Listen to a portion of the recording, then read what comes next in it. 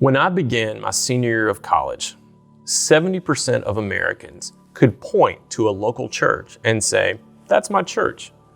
20 years later, less than half of Americans can do that. Church participation has plummeted. And as a minister, I find myself in lots of conversations with people about church, and I frequently hear things like, "The church is full of hypocrites." I mean, how often do we see some high-profile Christian leader speaking out against all this stuff, and then we find out later they were doing the very same stuff the entire time?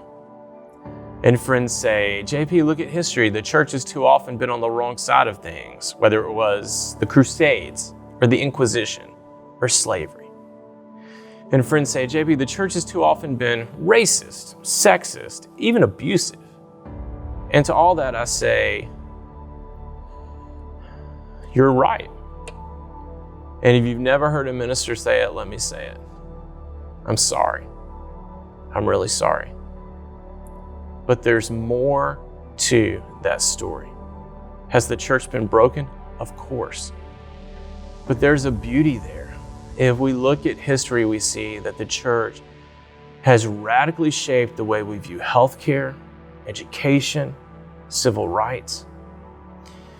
If we look at people's life stories, we see so many kids like me who had trauma in their life and they needed a group of people to do life with them. And so often it was the church that stepped up.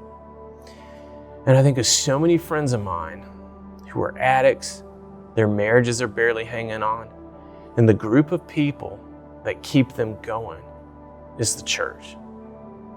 Is the church broken? Sure. And we need to own that and confess that.